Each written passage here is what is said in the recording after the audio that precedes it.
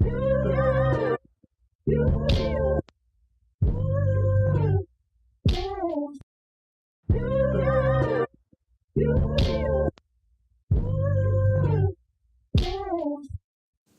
guys, welcome to Culture Crew Podcast, episode 3. This is Kuki Vincent, and I'm here with the bombshell herself, Archel Bernard. That's me. Hi. Hey girl. So, guys, I know it's been a minute since we've heard from each other. Let's say 1 year to be exact. Quite a minute. Yeah, it's been a little minute. We've been trying to figure a couple things out. I know you guys are used to having Sade here. But she's moved on to greener pastures, or maybe I should say sweeter pastures, because now she is a pastry chef. Within the last year, tons have happened, but she now is a pastry chef at a restaurant.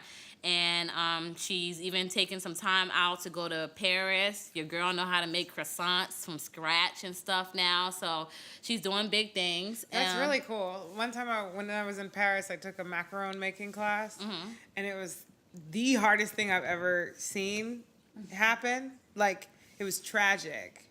So to go to Paris and, like, nail it. Yeah.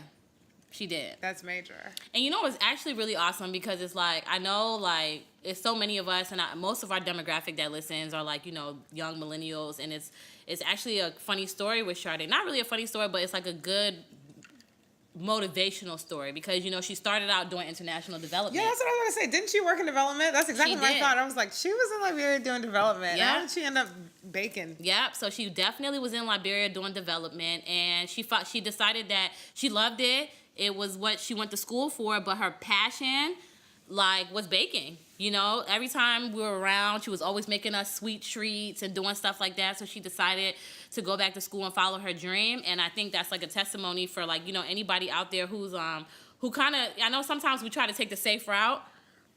And I mean, that's the exact reason why we have you here today. You know what I mean? And I know you definitely could talk about following your dreams and not necessarily taking the safe route, but, you know, hustling and doing what you got to do to kind of get to that next level. So, yes, we miss Sade. Hey, girl. But she's definitely doing big things. So keep a watch out for what she has coming up. So, right now we have a new website. I just want to let you guys know it's www.culturecrewpodcast.com. If you're listening to this, you already found us, but if you want an easier way, instead of going through iTunes or instead of going through SoundCloud, you can just go directly to www.culturecrewpodcast.com. You click on the link for podcast episodes, and all the podcasts will be there. Now, when I say all, I mean 2. Because all 2. We had 7 initially, but I kind of was like, you know what? Like, we're rebranding. We're trying to get everything refocused to what we initially said that Culture Crew was all about. The culture, putting the diaspora on the map, putting Liberians on the map, entrepreneurs, and just talking about, you know, things that are near and dear to our heart. So, anyway, let's get right into it. Like I said, we have Archel here. And just a quick background, Archel and I met in Liberia. We're both Liberian, Americo-Liberians, whatever, you know, you guys want to call us or whatever. But we grew up in America. And we both moved back to Liberia to give back to our country in some way. And we met there. And basically, Archel, when she first started out, and how I met her, we was buying her clothes. She was hustling out the trunk of her car, which I think you had with like a F-150 or something. I still have that F-150. It don't really drive. I don't really know what the problem is. It's been sitting in the yard. And Dad's like, yeah, I need this part for it, that part for it. Even, you know, I was bringing parts for the F-150 through Atlanta Airport. And this security, I mean, obviously, like, car parts look like actual guns. Like, they look like actual guns. So, but they're so heavy that you don't want to check them. So you put them in the hand luggage so you can, like, carry all the weight. So every time I bring car parts, I'm like, they're going to open my suitcase. Okay, fine. So the customs lady opens up the suitcase, sees the car parts, and is like, girl, where are you going that you need car parts? And I was like, girl, you know, West Africa. And because like she's in control as to whether I take these car parts or not. And I was like, you know, we're at West Africa. She's like, oh really? Y'all got cars out there? Stop. Yeah. And so I was like, yeah, girl. See? She was like, didn't even know that y'all be driving out there. I was like, yeah, you know, we be driving and shit. Like, you know. No, and so she was like, you know, because I was just picturing like green fields and pastures and forests. I was like, well, at least that. I will take that. At least she wasn't saying like lions, tigers. Oh, we bears. got there. We Oh, got my. to that. We got to that. She was like, yeah, exactly. She did actually bring up lions.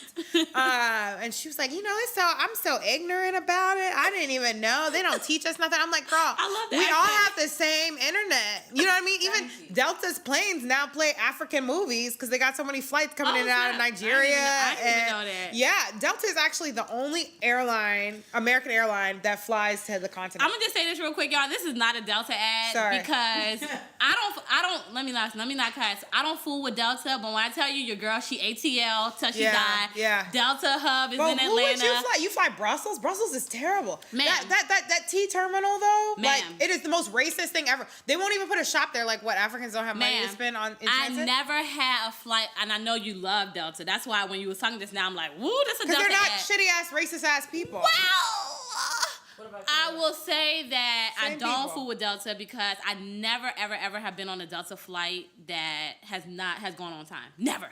Really? Never. That's so funny. I literally had my first delayed Delta flight coming to DC this time. Never had an on-time This Delta was flight. my only delayed Delta flight ever. But it was like a stupid ass delay. It was like 5 hours in the night. They wanted me laying here at 3 a.m. I was like, no, you'll give me a hotel. And they were like, we sure will. That's why I like Delta. They were like, we sure will. Here you go. And here's your private car voucher. Right. It's the little things when you travel a lot. You know what I mean? It's like you want those little, I want to know that you care. Yep. So, guys, if you hear some background voices or anything like that, right now we're recording out of our friend Tanya's house. And it's funny how everything comes full circle or whatever, because speaking to Archel, who's a major bombshell now, Kelly Rowland wearing her clothes, she's Forbes, you know, she's just killing the game 100%. But funny story is that, like, she and Tanya actually... Mango Rags is a retail store that they had in Liberia, and they actually opened that store together. So, yep, she's here. So if you hear any background noise, if you hear her chiming in or talking, that's our girl Tanya / Archel's business or past business partner. Yeah. Also, we have 231 Media on the mic, and he's making sure all of our sound and everything is okay. So make sure you you follow him, 231 Media. Yeah. So let's get back into it, our show. Yeah. So hustling out the trunk of your car, and now you're here. Where is here? Here is literally Tanya's apartment in DC, trying to figure out what other work can I do in order to make sure that I make more of an income. Like I don't mind the hustle, and I know that you have to do it. That's what we sign up for. But at the same time, it kind of gets to a point where you feel like, okay, I'm almost 30. I should have more than what I do have. But it's like everything that you get. Like if I get, like, yeah, Kelly Rowland wore our stuff, and we got a great boost in sales because of it. And then instead of being like, okay, I can take this money and do something personal, you're like, what can I do to elevate the next thing? And it just kind of, like, it's fine. This is what we sign up for. But at the same time, you're kind of like, okay, at what point does it stop being like, I'm just trying to drive the business forward? And at what point do you enjoy the fruits of your labor? And the answer really is you have to just enjoy the labor because you won't feel the fruits. You're not going to get those fruits while you're in the hustle stage. And essentially you should be in the hustle stage the whole time. Because if not, then you are working that 9 to 5, 8 to 6, really, for people who are going to get the money off of your back. It's kind of like, what kind of life would you rather have? Yes. So, cool. Well, I mean, how are you feeling about everything? It's interesting. I mean, I'm transitioning to being in the States more and being in Liberia less. I've spent a lot of time in Liberia trying to live that dream, but I know that a large part of growing the business is making those connections, talking to people, interacting with people. I have a conference I'm going to in Mexico next week that is hopefully I can help like elevate the bombshell game and situation. And then I'm trying to move to LA for at least next summer. You know, I'll do May through August in LA, and then I'll hit New York Fashion Week in September because I refuse to miss another fashion week. It was just like, I missed out. I felt like I was missing out on everything. You know what I mean? Yeah. Just everything about it. Like the vibe was so cool last year. Even though we're not Tom Ford. So we're not having like big old shows with like top models, but just being there, like people want to buy stuff, you know, and you 100%. can interact with new customers and you're getting new friends. Like we like that. So tell me why LA? I looked up and realized that everybody I wanted to dress was living out there, and I was like, you know what? You can go back to Atlanta, but at the end of the day, if you go to Hollywood and you make it in Hollywood, it'll be easy to say, okay, it's a big Hollywood brand. When you go to Lagos or you go to Atlanta or you go to Miami or whatever, if that's where I want to be, like just go there and start it there. So that was a big thing for me. Was like, okay, be honest about where you want to be. So you think that LA is going to be like, you're going to go there, you're going to, kind of like Liberia. Right now, you're about to be gone for a little bit, but everything's rolling there. Yeah. Is that your plan for LA? Like, you go for a little bit, you set up shop? So I don't intend to open a store there. What I want to do, I'm getting into new designs in different textiles. So like we have a really great batik maker. His name is Mohammed. He's really, really creative. And what I want to do is take some of his prints and put them on stretchier fabric, make maybe fitted dresses, bodysuits, things so that we can kind of make sure that every mood is covered at Bombshell. Okay. And there's that influence of where we come from in every aspect of it. Okay, sounds good. So do you have like a full out plan for like, after LA or? No, there's no after LA right now. There's one thing. I'm trying to focus on that. I'm like trying to make sure we have enough sales in order to get there. Yeah. It's interesting in this retail business because it's like the reason I kickstarted the business. I did a Kickstarter. That's how we started. Got off the ground with the factory. I kickstarted thinking, okay, we'll be done with this Kickstarter and then we'll just be like a big business. Like everybody's gonna shop with us all the time and we'll have made it. And that's not what happened. It's like, it's a consistent hustle. Girl, yeah, the hustle never stops. It Grind really doesn't. never stops. But I mean, whatever you're doing is working. The buzz is out here. Social media, brand, everybody knows you. And a good thing about you too is like, like your network is good. The minute someone wears your clothes, they're like, I mean, just the other day I was at my work conference or whatever. I had, I need to show you the picture. In fact, the dress that you sent the other day, that, had that on. It's a whole story behind it. It's like, oh, your dress is cute. Oh, thank you. It's my friend Archel. She has like a social enterprise. So when we had Ebola, she ended up hiring a whole bunch of ladies from like during that crisis, and now they're sewing, and she's helping. So it's like you have not only a great brand, but you have an awesome story behind the brand. Yeah, for sure. And a lot of our followers are really, really loyal. Like that's something when people get into us, they're like very proud to be bombshells. Like even yesterday we were tagged and there's a girl who's actually, she's undergoing chemotherapy and she's a new client of ours. She just ordered a pair of hoops. We sent her the hoops. She's undergoing chemotherapy. So she's head wrapped all the time. And she posted, about her 11th treatment. And she said, all week I've been wearing my bombshell hoops. And, cancer is one of those things that, like, I just feel like it's unfair for anybody to have to go through it. But we have another bombshell who's she found out she has breast cancer. And so I was able to link the two. And I was like, y'all should, really connect. And we can't wait to see y'all kick cancer's ass. And one of the girls says, cancer is nothing to a bombshell. And I'm just like... Because, it's already hard enough to be a woman in general. So when I think about, like, the women who work in my factory, Beatrice, who was our first bombshell, who didn't know how to read or write before she came to our factory, and she was widowed by Ebola. She was a mom at 13. And it's like she's so used to people yelling at her when she does something wrong that you can tell, like, in her spirit that she kind of like, okay, I've done something wrong. I want her to know that she's powerful and in control of her own life. And through the factory, she's been able to do that. You can see her becoming her own woman through that. Or Louise, who was in an abusive relationship, an abusive marriage during the time before that she came to us, and she like recently was making enough money that she was able to leave her husband, start building small in her own house, and she cares so much about the job because she was like, this is the first time I've ever been able to pay for my son's education myself. Wow. And it's through her working there, and he's a senior in high school. She was never able to pay for him to go to school except for this past semester. So, you know, it's hard to be a woman, and it's nice to be able to like step in and, you know, celebrate the good things, but also celebrate the transformations that we're able to make. So there was one clip I was listening to. I think it was from your Viceland interview that you did. Mm-hmm. And the lady said, after God is Archel. And that's crazy to me. Like, I don't prep them for any of these things. I'm like, yeah, there's some people coming, they want to talk to you. All right, bet. And even then, for her, she doesn't even like to, that's Beatrice, she doesn't really like to talk about Ebola because essentially everybody wants to talk about Ebola, and it's like a hard time in her life.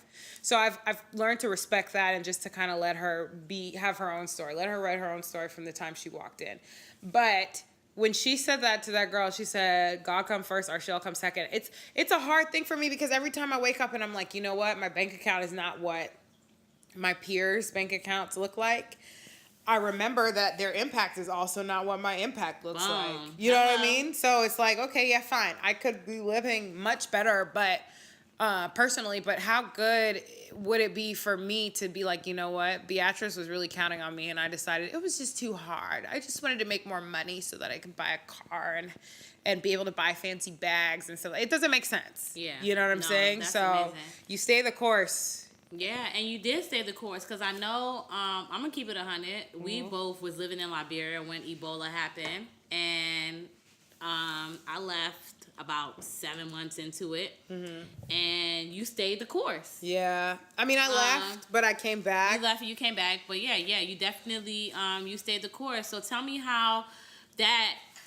the whole, you know, because Ebola was tragic, you know, and rest in peace to my friend Festus. Yeah, Festus. Yeah, I actually had a really close friend that passed away because of Ebola, and you know, it's like the media, you know, definitely talks about it a lot, but it's I don't think you realize how big of an impact it had until, like, sometimes when it hits home, you don't realize certain things until it hits home.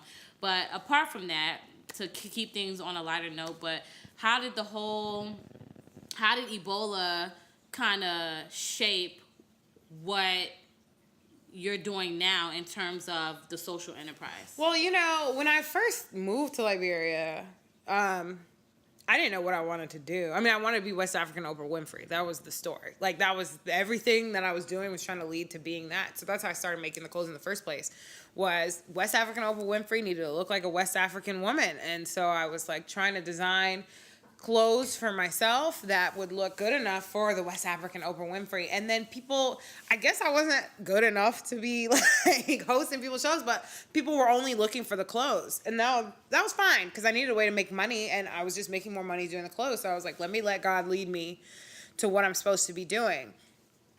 So I really just wanted to be Oprah because I wanted to be cool. I wanted to be an influencer. I wanted to have that sort of, you know, star power.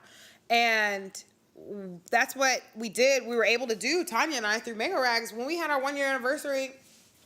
And Ebola had been in the country for a month, actually, at the time of our 1-year anniversary. And it was like not anything big. So we're celebrating on this rooftop with all kinds of people wearing and we weren't clothes even that I worried made. About it No, nobody was worried about it. But it's like everybody was wearing their mango rags. So it's like I had become this cool person. Mm-hmm. And then that was all taken away in a few short months later when Ebola happened. Nobody cares about being cool. So it's like, what is your lasting impact? What is the impact that you're going to have? Are you just going to be like, I had a store and cool girls wore my cool dresses and I was cool because of it? No. So during Ebola, when I left, because I wasn't going to leave, I was just going to stay. But when I left, I got the chance to go to South America. I sat down and thought about what I wanted out of my life. And I was like, you know what? Let's do something that will truly last. What can you do that will help make Liberia better? Because to be honest, there's not a single person. Did you think that anything worse would come to Liberia after the war? 100% not. And I remember even when Ebola happened, And when I came back, my aunt picked me up from the airport. And one thing she said was like, I think with some of us, when we moved back to Liberia, we moved back on some like, F America, we moving back. So we kind of like, I don't know about everyone else, but I put all my eggs into one basket. I was like, Liberia is it. I'm not going nowhere. Yeah.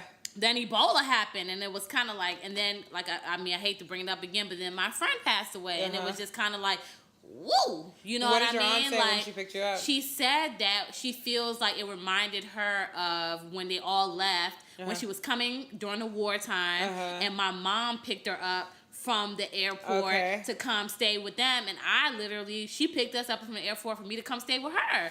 Yeah. You know, and it was just kind of like, even though it was different things. It felt full circle. She was like, wow, like, I left during the war, and your mom picked me up for me to come to her house, and now I'm picking you up from the airport, not for a war, but it's in a different sense. A lot of my coworkers, we used to talk about it. I wasn't there during the war, but my coworkers. But that's what Beatrice said in the interview. My coworkers used to say it. They used to say it's almost like a war, but it's almost worse, because at least when you hear the bullet and stuff like that, you can run. But with this thing, it's a silent killer.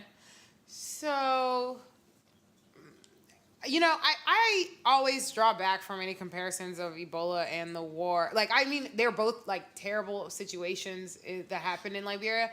But, you know, one thing is going to be worse to one family than the other. Do you know what I mean? Like Festus's family probably thinks Ebola was worse than the war. Yeah.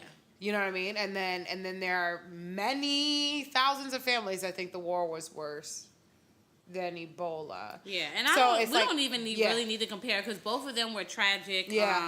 You know, incidents that happened. And Beatrice said it on Viceland. She was like, Ebola, it was like the war. Like, people were just dying, you know? And she said, and it's like, for me, just to look at it for what it is or was, you know, uncertainty in a country is very, very different than uncertainty in your personal life. Because the things that I'm saying are uncertain. Okay, I don't know if I'll be working, or I don't know if people will buy, or I'm hoping that we'll have a great holiday season. This is a whole country. It's like, I don't know if this country will still be standing. I don't know if our leaders will be alive. You know, these are things that are so far out of your control.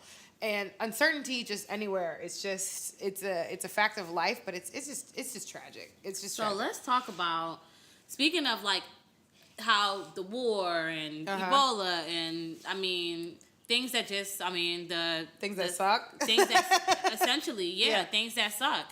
And another thing that sucks, one thing, you're very vocal on social media.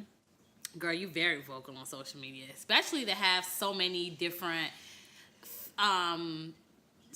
customers from different beliefs and things like that. You're very vocal on social media. And the thing is, that's what I respect about you, because it's like, at the end of the day, what you see is what you get. You don't get a platform so that you can be quiet on that platform.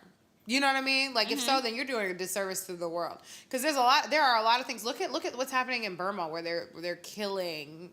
There's a genocide going on, and this woman who has won this Nobel Peace Prize is not speaking up. You don't get a platform to then be silent, because what is the point? You don't deserve that platform. You don't deserve that space. And even though maybe I have like 5,000 followers personally on Instagram, but no matter what, like, we need to stay true to the fact that we're fighting a lot of things at every step of the way. You know what I'm saying? I was invited. I've been invited to a summit in India that it's a Barack Obama initiative, but this year it's being hosted by Ivanka Trump. And a large part of me is like, I really don't want to go. And then the other part of me is like, I just need to get a Black Lives Matter t-shirt for every single day. You know what I mean? The first day I'll wear a Trayvon. I'll just make it a statement thing. Like, the first day I'll wear a t-shirt that says Trayvon. So you're gonna pull an Issa Rae. The second day I'll wear a t-shirt that says Sandra. You know what I mean? And it's like, you're gonna ask me, or you're gonna see, like, if you want me to, I'm not gonna take a picture with this woman. That won't happen. But if you're gonna see me at this event, you know what I mean? Talking about women and championing for women, we're going to talk about the real things that matter. We're not going to just sit around and have tea and say, Ivanka, please sign my book that was so full of, it was just uppity bullshit. You know what I mean? I'm not going to do that with you. Yeah. So it's like, when you've been given a platform to speak, you speak about the things that matter. You don't ask, do you like red or white wine? That's not what that's for. So, speaking of things that are, I guess, in the news right now, and when you have a platform, you speak your mind, what are your views on, and I mean, there's so many issues right now that plays, but I'm just going to deal with one thing that I know you've posted about. Because personally, I'm going to keep it 100.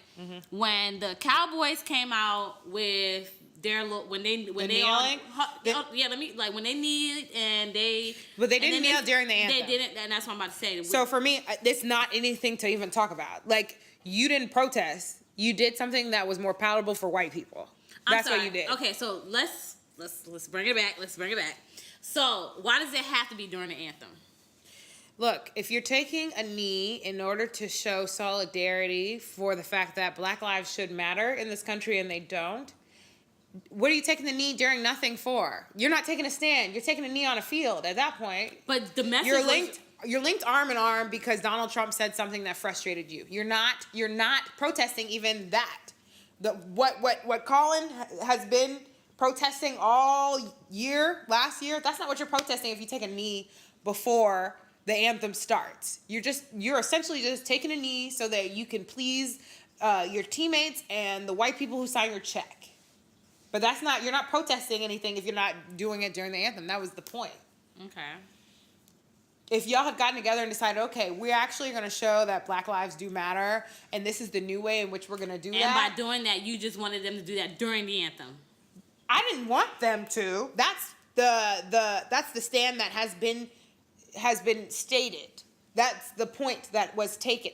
When y'all are taking a knee before the anthem, you're only protesting what Donald Trump said, and you're showing unity with your other teammates. You're not protesting Black lives dying, being killed in the streets by police. You're not doing that. It's like a whole different issue that you have.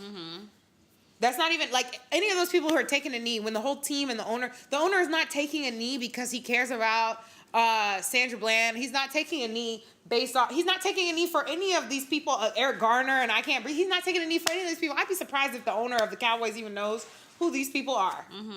He's taking a knee because Donald Trump said, oh, these people fire these sons of bitches, and he wants them to know, oh no, please, we're not going to fire you. That's why I'm taking a knee right now, before the anthem. Because if y'all take a knee during the anthem, I have a problem with that. It's like, we have to stop doing things that, oh, we're not going to do it that way because we don't want to make people feel uncomfortable at our protest. What's a protest if it doesn't make people uncomfortable? It got to make people uncomfortable. It has to, or you won't get any change. It's not going to get anywhere. Personally, the only reason I know about any of this stuff because of social media, because I'm blacked out. You ain't catching me watching no NFL game. I'm not watching any NFL games this year. You ain't catching me doing none of that stuff because that's so crazy. I love me some football. I'm a Falcons girl, and I'm just not gonna watch it this year. I just don't. I'm not in the mood for the. I mean, essentially, that it does kind of look like a little modern day slave auction, but I mean, at the same time, these people are athletes. They're exceptional at what they do. They feed their families through it. So I'm not even gonna speak against these people's jobs, like how they make their money. You will get yours for sure, but at the same time, like, let's not fake the fact that you are black men who essentially, I mean, I went to Georgia Tech. I know that y'all get treated a little bit different because you can run a ball versus like a black guy who, has a textbook. No, something about you looks suspicious. You don't look like you belong here, So, I mean, that's just it. And big black men can be the scariest to the world. So, oh, girl, don't I know. So, I mean, I just can't even. So, on the whole social media thing and you being very vocal on social media, one thing I've also noticed is that, and as an entrepreneur, and I think this is good for other entrepreneurs to like listen to and just take notes. And I'm sure celebrities deal with this too, or maybe even the general person. Me personally, no, but maybe other people. One day, the comment section. It's so funny. I don't actually get that much stuff written about me because I think I have a good mission and stuff like that. And a lot of times, to be honest, like I said, our bombshells are loyal. They'll come to bat for me. I don't even have to do it sometimes. But, like, I'll clap back if I feel like it. You know what I mean? Just because why not? Like, if you're going to be mean, like, I have a petty side that I definitely, like, I submerge underwater for the sake of the brand. I don't want somebody to feel like, oh, Archel is so mean, so I won't buy a shirt. Because that takes food out of Beatrice's mouth. You know what I mean? So I have to check myself. But if you're going to be mean, I mean, sometimes people write stuff, they don't even think you'll read it. So when I go and read it, and then they'll kind of change their tune a little bit. People always tell me stay out of the comment section. But until my comment section gets overwhelming, I think, it's still manageable for me to interact with people. Something else, though, I like to get feedback about our product, obviously. So when people hate a product, they'll leave a review. And when people love a product, they'll leave a review. You will never get those in-between people who leave a review. They're just like, okay, that was cool. But when people hate our product and, don't give you the opportunity to, fix it, and especially if you guys, anybody listening, if you shop small businesses, right, and you hate a product, please reach out to us first because we want to grow and we want to keep you as a customer. Give us the opportunity to fix our mistakes, and then go blast us if we don't. But at least give us the opportunity, yeah? Yeah, totally. So what I do, my key is I'll have a glass of wine before I answer the response. I'm a lot friendlier when I've had a drink. I'm just a lot friendlier. And so at that point, I'll be like, you know what? What would ASOS do? That's my thing. What would ASOS do? What would Amazon do? Amazon is the nicest. Yeah, they really are. They really are. They're like, we're going to send you out a new one. Right. We'll give you you don't even have to mail this back. Keep the one that you have. Yeah, they right. Keep the one that you have. And so sometimes I've done that with people. I've been like, okay, gift the one that you have. We'll send you out a replacement because I'm hoping that it'll build a sort of brand loyalty. But also at the same time, we're a small business. We can't afford the things that Amazon does. So, but I'm open to feedback. I'll have a glass of wine and I'll say, we're very sorry that you felt like this. Please let us know. Your satisfaction is number one. And thank you so much for shopping Bombshell. People like their ass to be kissed, and I'll do it because it pays the bills, not just for me, but for Louise and for Blessing and for Joyce and for and that's more important than how I may feel when I be like, fuck you, I sent you the picture, you saw what the cloth looked like, and now you're like, somebody told me one time, they were like, my religion does not allow me to wear red. Ma'am, I'm like, you chose a red cloth. I was like, we're so sorry that you're unhappy. We cannot, unfortunately, accept the return based off of the color because we sent you that. Stupid woman. But we will offer you 20% off your next purchase. You know what I mean? Yeah. So on that note, though, speaking of just the business, things that you go through, what would you say is one of the hardest things? Being an entrepreneur is hard. I don't know. Everybody thinks they can just be out here starting their own business. No. You know what I mean? And people do. They do, but it's that. hard. And I don't want anyone to think that getting into it is some easy thing. Let me kind of quit my job so I can be an entrepreneur. It's a very hard thing to do. Mm-hmm. But being an entrepreneur, I want you to talk a little bit about what made you decide to. What's the hardest thing about being a Liberian entrepreneur? Because there's a difference. In Liberia, I'm isolated. And we can talk about... Okay, in Liberia, I'm isolated because, I do fashion, and there are not fashion brands that are as global as I am in Liberia. So it's just me. And then there are fashion brands in Liberia who are upset, I guess, about my success, but it's like, I'm willing to share because the more I can make Liberia a place to go for the hot fashion, then the more people, I'm going to always immerse in something. You're not going to have my spirit, my work ethic, any of these things. So I have nothing to be jealous about with anybody else. I can put everybody on, but what are you going to do when you're on? You know what I mean? Are you going to be able to shine? Are you going to be able to deliver the way that when Kelly Rowland wore her outfit, right? If anybody else in Liberia had that kind of exposure, I guarantee you, and this is going to make a lot of people mad, but I guarantee you that there's nobody else who would have been able to have that exposure that has a business in Liberia and would have been able to fulfill all the orders that came after that. You got a lot of orders? Yeah. That definitely was our best month in sales, I mean, it's gone now, but... because fashion celebrities, Beyonce. Yeah, I know, right? Rihanna, trying to wear one of her outfits. Yeah, we're working on a few people, but that's the thing is I don't mind sharing because everybody's, and that's the issue with collaboration. Don't be stingy with sharing because everybody is not you. You know what I mean? You don't necessarily have to put in a good word for everybody. Let their stuff do the talking for them. But I'm not ever going to hold back my resources. It's like when we sent a gift box to Kelly Rowland. If anybody was on it, they would have been giving me stuff to be like, oh, can you add this in your next gift box for her? And I wouldn't have had a problem, but nobody has done that yet. You know what I mean? Not a single person has been like, I really saw that. Congratulations. How can I get on? It's just always congratulations. Do you know what I mean? And I think especially in Liberia, people are so worried that people are going to be shady. And I'm like, well, y'all haven't ever tried, you know? And so when people, you know, I mean, there's like retail beefs in Liberia, and I didn't even know I was a part of them. And I'm like, because I'm so beyond it. Gang. Collaborate or nothing. Like, you know what I mean? There's no point. So speaking of that, because this wasn't even a topic that I was going to even touch on, but since you brought it up, there is, let's just talk about, you're in the fashion industry. There's the big ones, Koto Momolu, obviously, she was at Fashion Week. There's, she does Swa Coco Betty. Okay, she's in Atlanta. Charlene is awesome. She's another one who's Shout out to Charlene. She's pretty great. Okay, yes, and she does. We both went to Georgia Tech. We both are Liberian women doing clothing, and there's no sort of. I mean, Charlene ordered batik from my same tie-dye guy. She just picked her own patterns. I have my own patterns. Like, that is a good example of how collaboration does not mean you step on each other's toes. So. Okay, so good. So I gave two. I don't know Corto. I mean, I've tried to get in touch to say, oh, I would love to, like, you know, pay for a spot in your Fashion Week show. I don't know. But in Liberia, let's get on to Liberia, because I know there's, I'm not even going to begin to start naming. There's so many. There's so many, right? But how's that in terms of, because I know you're like a young up and coming, that's already coming entrepreneur. Like, do you have any mentors? Do you have anybody in Liberia that you can say? So mentors, no. And that's been interesting for me because I am looking for what I'd like to call a champion.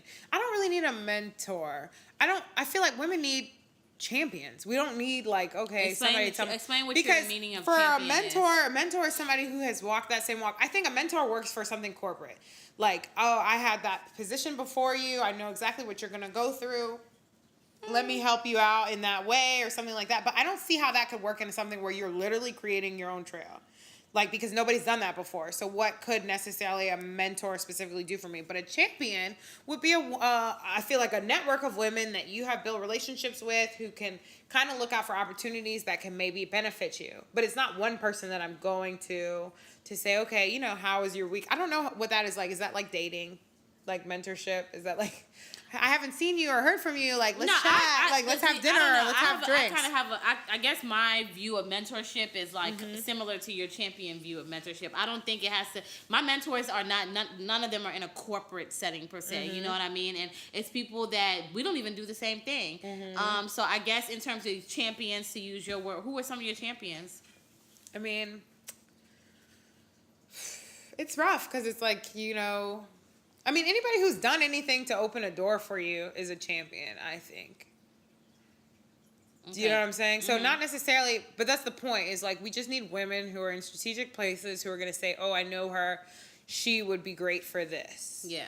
Do you know what I mean? Or to say, okay, we should really give this woman this opportunity, because men do it for each other all the time. And do you feel like Liberian women overall, do you think we do that for each other? I don't know, because to be honest, my business grows more outside of Liberia. So as I've started to focus less on Liberia as a market,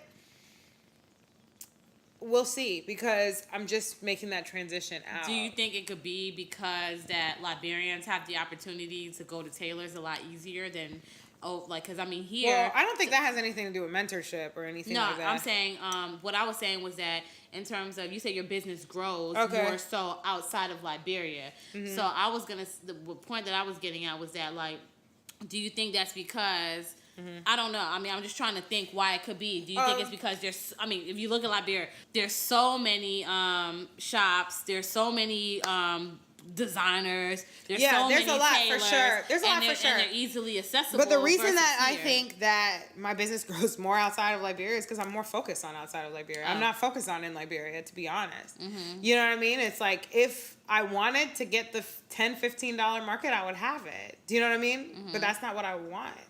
So I know that I want to be more global. So I'm not focusing on Liberia. So I think if you're focusing on that area, then yeah, you could get it. Do you focus on other African, like Nigeria, no, Ghana? To be honest, again, that's another one of those situations where you know that if you make it in Hollywood, you would make it there.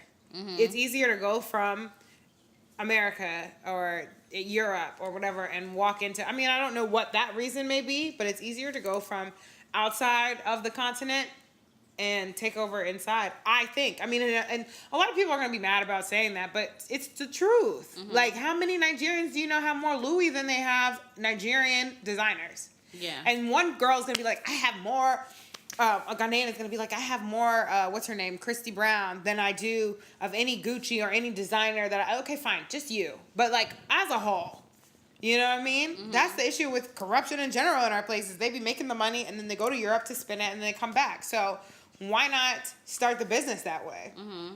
I can grow it over there, be working with women in Liberia, still have that benefit of building a community. Yeah. I'm going to grow the business the same way that people are spending their money. Yeah. It just makes sense. That's economics. Yeah, totally. I mean, well, we're going to try to wrap this up a little bit, Archel, but I love what you've done. Thank you. I love what you're doing. I love that we met each other at a time where I could kind of see you from the beginning to where you are now. And I think it's a true testament to, women around the world, but definitely Liberian girls. Like, let's just, bring it, let's wheel it in. If I get back to it, you know what? Champions, Helene Cooper, who wrote our New York Times article. Shout out to her, New York Times best-selling author. And you know, when I hit her up, it was like one of those, I think it was like the first or the second day of the year. And I was like, you know what? You're going to start this year off fearless. Just ask her if she's interested in this story. When I pitched her, I was like, would you be interested, in this story, blah, blah, blah. And she was like, I don't know. And I was like, okay, well, there's some other people about the bombshell factory. Okay. And so she pitched the story to her editors, and they were like, oh, yeah, we'll give you 1,000 words on this or 500 words. I don't know, but it was the cover of the style section in the New York Times. Wow. And essentially, here's an accomplished Liberian woman who is seeing how she can use what she's got to benefit other Liberian women who are worthy of that sort of recognition. I get requests from people sometimes who are like, oh, okay, I see that you did that. I would like to do that in my field. Can you tell me how you did it? No. Can you start and then ask me specific questions along the way? Let's do that. You know what I mean? Because I want to lift as I climb, but let's be worthy of climbing together. Yeah. You know what I mean? Yeah. And so I definitely think, that's definitely a champion. Different aunts, everybody who is a bombshell for life and tells people the story, like how you were saying about your dress, and there's a whole conversation about it. I like that. That's so worthwhile for our brand. That's how it will build and grow.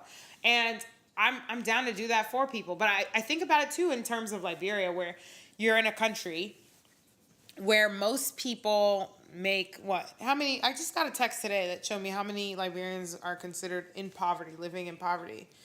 And you just think about it, and it's like, okay, I look at my women and I'm like, if I had grown up here where I literally don't see Liberian women at the same level of expat women, where I don't see them on the same level as Lebanese women, that does something to your self-esteem. Can you imagine being from a country and looking at all the big money makers and all the big players, and none of them look like you? Mm-hmm. That's a big deal. Yeah, definitely, 100%. Just close it out real quick. Archel, thank you for having us. Yeah. Thank you for the interview. Thank you for talking about Liberia. Thank you for putting Liberia on the map. Thank you for your awesome clothes. Thanks. Thank you for making us look good. Thank you. Yeah, thank you. You can follow us on Instagram at Shop Bombshell. It's spelled CHEL, not SHELL. CHEL. SHOPBOMBCHEL. Shop Bombshell. And that's the same with the website, with the email address. If you want to say I love you so much, if you want to say fuck you, I hate you, that's the same thing. It all comes to me. And again, that's SHOPBOMBCHEL. Shop Bombshell. Like she said, on email, Instagram, and the website. Yeah, and so it's a lot of fun to just connect with people, grow this. And guys, check it out. She really got some dope stuff on there. She got some cute clothes. And speaking of cute clothes, if you guys share this episode, make sure you share it and tag us. Tag 231 Media. Tag Culture Crew Podcast. Tag Shop Bombshell. And you you tag all those again. Shop Bombshell, Culture Crew Podcast, and 231 Media. If you share what we post, you tag all 3 of them, you'll get a free gift. Something, yeah. We're working on it. Yeah, depending on how excited your tag is. I mean, it got to be exclusive. It got to be exclusive. Make me excited. Right. Okay? What's your tag? And you we'll work share out. something exclusive, we're sending you something exclusive. So make sure you guys share this, and make sure you tag all 3 of us. Culture Crew Podcast, Shop Bombshell, and 231 Media. And we'll make sure that, you guys get something super exclusive. So if you have any questions for our show, you can either hit us up on Instagram or you can email us at culturecrewpodcast@gmail.com, and we'll make sure to try to get any information over to her. But thank you guys for listening.